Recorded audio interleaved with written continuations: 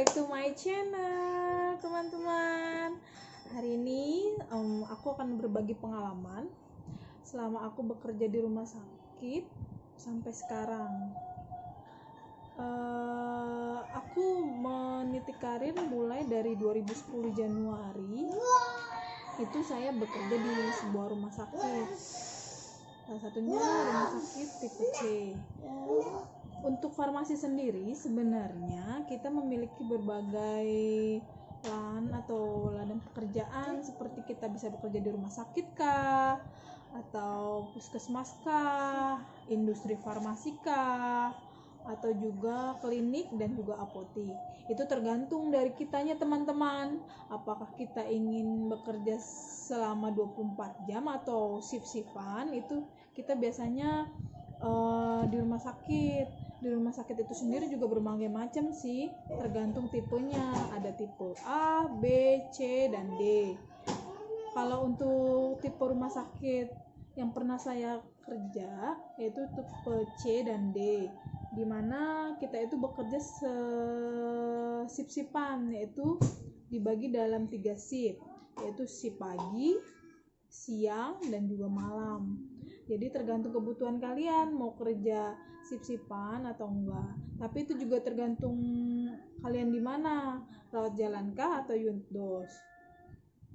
Dan untuk di puskesmas juga tergantung dari kalian ditempatkan, teman-teman. Apakah kalian di puskesmas kelurahan, kecamatan, atau lainnya. Kalau untuk di puskesmas kelurahan biasanya dia hanya satu shift, yaitu pagi saja.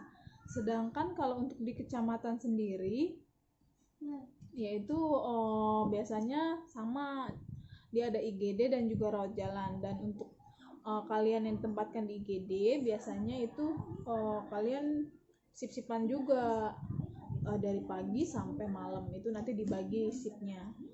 Kalau untuk klinik biasanya, kalau untuk klinik itu dia hanya satu shift aja. Seperti tempat saya sekarang, kebetulan saya ada di klinik sebuah kementerian, jadi saya mengikuti jam kerja sesuai dengan jam kerja kantor. Misalnya pagi, ya udah pagi aja, jadi pulang nanti sore. Tapi untuk weekend saya libur. Dan untuk apotik tergantung apotiknya sih. Ada apotik yang emang memperlakukan dia 24 jam, yaitu lewat shift-shiftan, atau dia nanti cuma apotik pagi sore aja. Itu tergantung apotiknya sih. Jadi menurut kalian yang sesuai dengan kalian. Kalau untuk sesuai kebutuhan kalian, berhubung saya dulu kan masih belum menikah, jadi saya nggak bermasalah sih mau shift atau enggak. Sedangkan kalau untuk sekarang, berhubung saya udah punya anak dan juga suami, jadi saya ingin bekerja pagi aja, jadi saya nggak mau shift-shiftan. Makanya saya pilih untuk di klinik. Tergantung dari kebutuhan kalian sih. Kalau untuk di rumah sakit sih berbagai macam jenis ya, kelebihan dan kekurangannya ada. Yaitu untuk kelebihannya itu kita banyak sekali sih pengalaman yang bisa kita ambil, terutama kita bisa lebih banyak pengalaman penyakit pasien, kita bisa berkumpul dengan tenaga medis lainnya, atau kita juga lebih banyak pengalaman tentang obat-obatannya, lebih banyak jenisnya dibandingkan dengan klinik, apotik, atau puskesmas. Kalau untuk puskesmas sendiri kan berhubung obatnya itu dia disesuaikan dengan formulariumnya, makanya nggak terlalu banyak jenisnya, dan diprioritaskan obat-obat yang generik atau obat-obat yang disarankan oleh pemerintah. Sedangkan kalau untuk apotik biasanya kita hanya menerima resep dari luar, dan juga jauh lebih simpel dibandingkan dengan rumah sakit. Dan klinik disesuaikan dengan dokter yang ada di dalam klinik tersebut, jadi kita lebih gampang sih untuk komunikasi atau mencari informasinya. Beda dengan apotik luar yang biasanya kita harus menghubungi dokter tersebut dan kita belum pernah melihat dokter tersebut. Kalau untuk kelebihan dari rumah sakit tadi udah kita jelaskan. Kalau untuk kekurangannya sih sebenarnya kalau untuk kekurangannya itu kita shift-shiftan itu Untuk sip-sipan itu biasanya kita tergantung pagi, siang atau malam, dan kita harus pintar aja mengatur waktu. Misalnya kita pada saat kita dapat sip malam, biasanya kan kita 2 kali sip malam, 2 kali libur, 2 hari libur. Jadi kita mengisi tenaga dengan baik, jangan dibuang-buang waktu sih.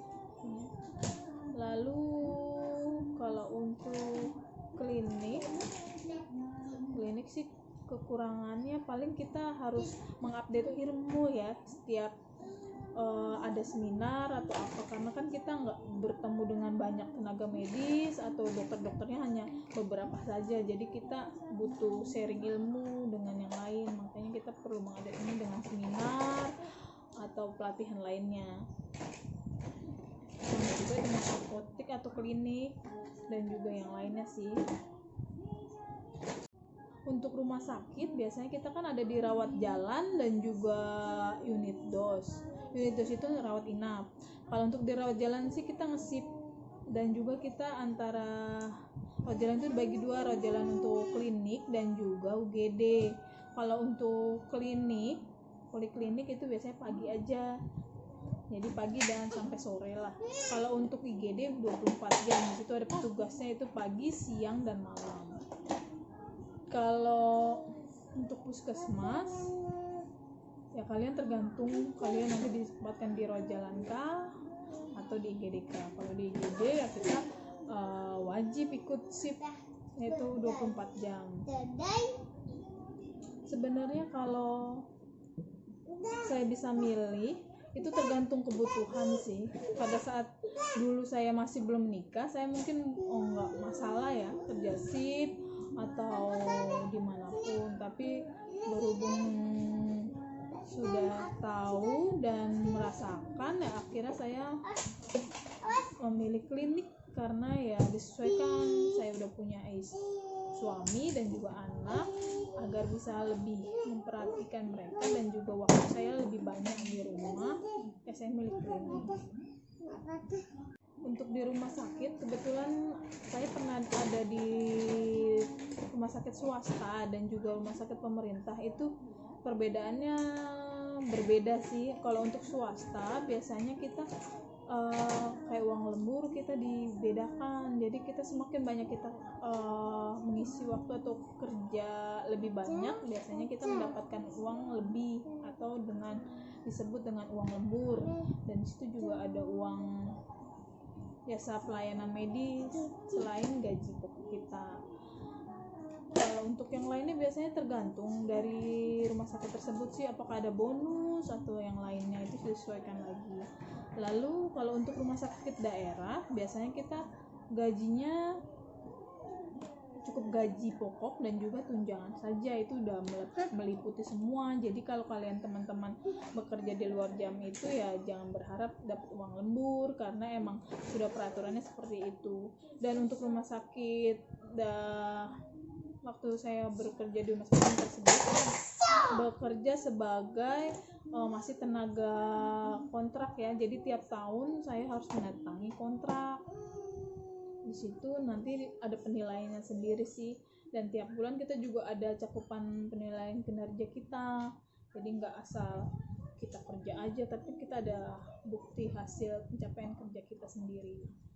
Kalau untuk di klinik kebetulan saya juga klinik pemerintah, di situ juga kita tiap bulan menerima gaji, tunjangan, dan juga uang makan. Jadi ya walaupun jangan dilihat dari nilainya, tapi asal kita serius dan juga tekun, nanti juga kedepannya salary kita juga akan bertambah. Kalau untuk apotek biasanya sih saya pernah kerja tapi nggak pernah lama, itu sesuai dengan UMR atau kebijakan apotek itu sendiri, dan kalian juga harus pintar-pintar untuk memilih pada saat kalian sudah diterima di apotek tersebut, apakah ijazah kalian ditahan atau tidak. Itu sangat penting, karena selama kita menandatangani kontrak kerja tersebut pada apotek tersebut, kalau ijazah kita ditahan selama masa 1-2 tahun, itu saya Pernah sih, cuman saya nggak berminat untuk hal itu karena kan ijazah itu sangat penting ya bagi saya, nggak mungkin dipegang sama orang lain. Jadi itulah beberapa peluang kerja yang bisa kita ambil. Kan itu tergantung pilihan kalian, mau pilih di mana, di rumah sakit kah, di puskesmas kah, di klinik kah, atau di apotik. Jadi karena saya belum pernah bekerja di industri farmasi dan hanya cuma PKL magang, jadi saya nggak memberikan informasi lebih lanjut. Jadi yang saya tahu aja ya teman-teman untuk informasinya. Jadi tergantung kalian mau pilih kerja di mana, itu sesuai dengan kebutuhan kalian. Oke, jangan lupa teman-teman subscribe, comment, and like agar saya rajin untuk mengupload video. Dadah.